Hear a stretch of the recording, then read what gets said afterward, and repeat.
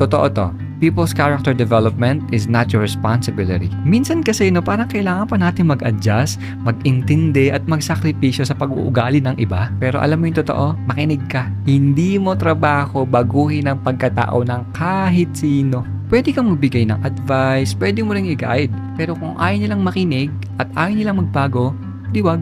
Choice nila yun eh. Basta ginawa mo na yung part mo. Kaya again, hindi mo responsibilidad na dalhin yung bigat na hindi naman iyo. Alam mo minsan, unfair din eh. Kasi may mga taong iisipin na ikaw yung may mali kasi hindi ka nag-effort na intindihin ako. Ha?